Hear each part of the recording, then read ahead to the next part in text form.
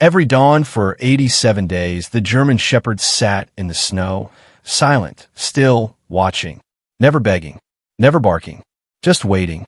Then, on day 88, it vanished.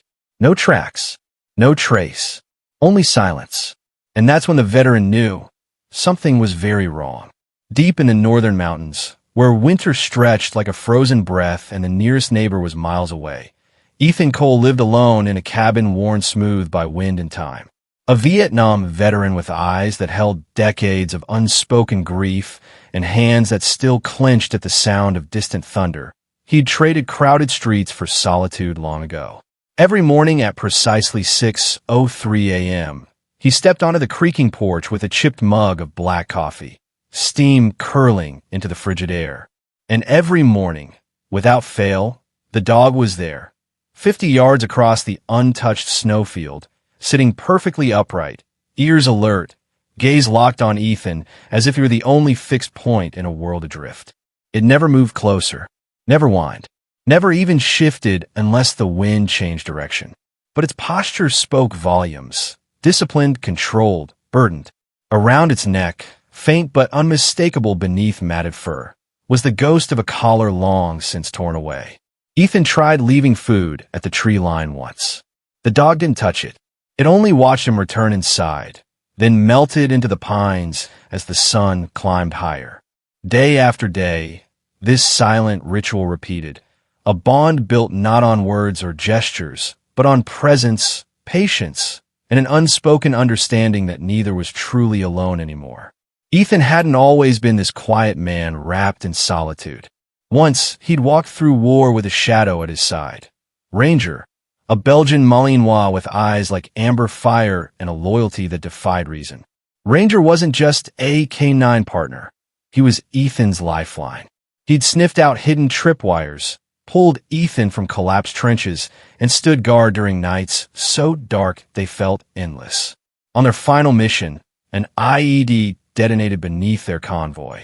Without hesitation, Ranger lunged, shoving Ethan backward with his entire body. The blast took everything else.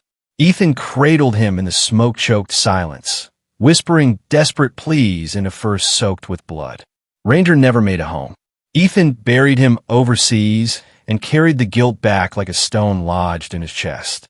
Now, watching this stray, so still, so watchful, he felt that old wound tear open anew.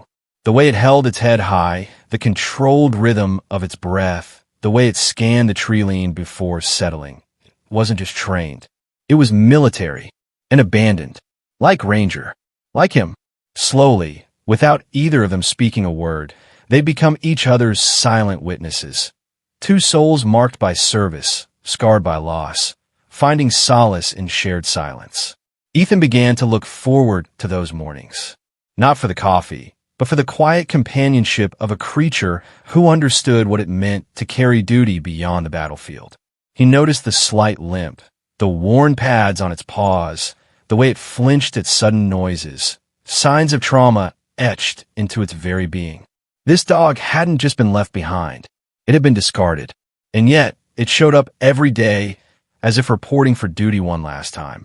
Then, on the morning of day 88, the field was empty. Ethan stood on the porch longer than usual, scanning the white expanse with growing unease. Nothing. No dark shape against the snow. No steady eyes reflecting the pale dawn light. He told himself the dog was late, maybe injured, maybe hiding from sudden storm. But minutes stretched into an hour.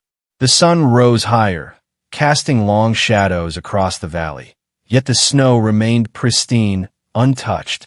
The silence wasn't peaceful anymore. It was hollow, heavy, wrong. For 3 months, through blizzards that howled like ghosts and ice storms that glazed the trees and glass, the dog had never missed a sunrise. Its absence wasn't coincidence. It was a rupture. A cold dread settled in Ethan's chest, sharper than any winter wind. He hadn't felt fear like this since Ranger died. But this wasn't about him. Someone, or something, had taken that dog. And for the first time in decades, Ethan felt the old soldier rise inside him, muscles remembering discipline, mind sharpening with purpose. He pulled on his thickest coat, laced his boots, and grabbed his rifle, not to fight, but to protect.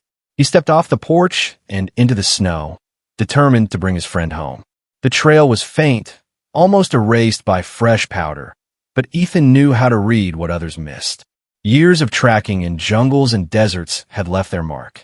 He followed the direction the dog usually came from, moving slowly, deliberately, eyes scanning the ground. Then he saw it, scattered tracks, frantic and uneven, unlike the dog's usual measured gait. Blood droplets stained the snow like crimson stars, stark against the white. His stomach clenched. A few yards on, half buried in a drift, lay a torn piece of tactical harness, the kind issued to military K-9s, faded but unmistakable. His pulse roared in his ears. Memories of Ranger's last moments slammed into him, raw and immediate. He refused to lose another brother. He pushed deeper into the woods, where the trees grew thick and shadows clung to the ground like secrets. There, half collapsed under snowdrifts, stood an old hunting shed, its door hanging crooked on rusted hinges, swaying slightly in the wind like a warning. Inside, the air reeked of damp wood, mildew, and fear. In the far corner, trembling and weak, lay the shepherd, side matted with blood, eyes clouded with pain, but still alert, still watching. And scattered around it, papers, military transfer forms, disciplinary logs stamped unfit for service. A sealed envelope marked classified. Ethan flipped through them with shaking hands.